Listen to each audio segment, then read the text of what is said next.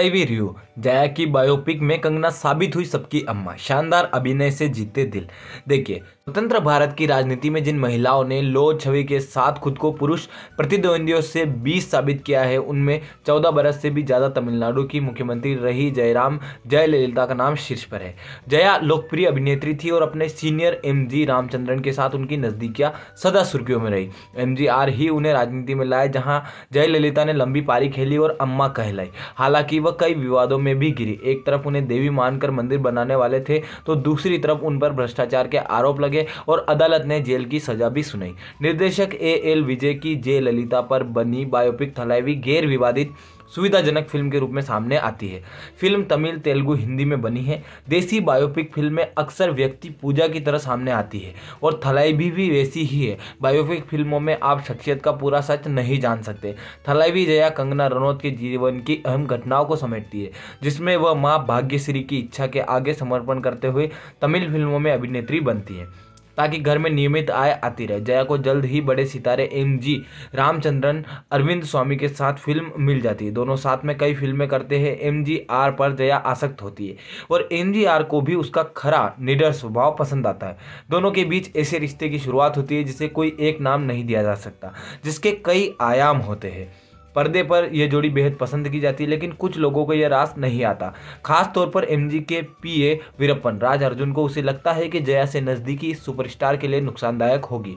उधर एमजीआर कुछ वर्षों बाद करुणानिधि नासिर की पार्टी डीएमके में शामिल होकर राजनीति में उतरते हैं। इस बीच जया से उनकी दूरी बढ़ती है। एमजीआर बाद में करुणानिधि से अलग होकर अपनी पार्टी बनाते हैं। करीब एक दशक बीतता है। बढ़ती उम्र की वजह से जया को फिल्में मिलने लगभग बंद हो गई है। तभी फिर एमजीआर से जया की मुलाकात होती है। वो उससे अपनी पार्टी में शामिल होने को कहते हैं। जया इनकार करती है, मगर एक घटना उसे इरादा बदलने को प्रेरित करती है। कहानी नई करवट लेती है, नई जया सामने आती है। एमजीआर की जिंदगी में जया की वापसी आसान नहीं होती, मगर बचपन से जीवन संघर्षों से दो चार होने वाली ये जया किसी और मिट्टी की ही बनी है।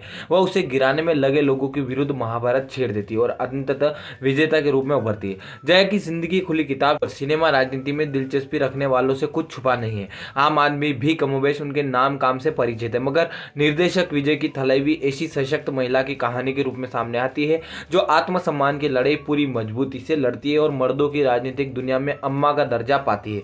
परंतु इस लड़ाई के समानांतर यह एक ऐसी स्त्री को भी हमारे सामने लाती है, जिसके अंदर सच्चे और पवित्र प्रेम की कामना के लिए कोमल दिल धड़कता है। वह एक विवाहित पुरुष से बिना शर्त प्रेम करती है, निश्चल होकर खुद को उसे समर्पित करती है।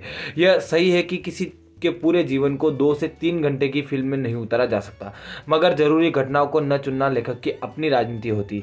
थलाइवी ऐसी कोई बात सामने नहीं लाती जो जया के बारे में लोगों को मालूम न हो। बाहुबली फिल्मों के लेखक केवी विजेंद्र प्रसाद और रजत अरोरा ने थलाइवी लिखी है। उन्होंने 1960 से 70 के दौर की फिल्मी और दक्षिण भारतीय संस्कृति की बारीकियों को बखूबी दर्ज किया है। निर्देशक विजय ने कलम से निकले शब्दों को हूबहू पर्दे पर सफलतापूर्वक उतारा है। फिल्म का पहला हिस्सा जया की निजी फिल्मी जिंदगी पर है और उतना आकर्षित नहीं करता जितना दूसरा, जिसमें जया लोह महिला और राजनीति की तरह उभरती है। हिंदी संस्करण के संवाद रजत अरोरा ने लिखे। थलाइवी पूरी तरह से कंगना रनौत की फिल्म है। उन्होंने 16 वर्षीय किशोरी से लेकर मध्यम आयु तक की जया का किरदार बहुत परिश्रम और खूबसूरती से निभाया है। उनकी काया भी समय के साथ पर्दे पर बदलती है और ऐसा हिंदी फिल्मों में कम दिखता है।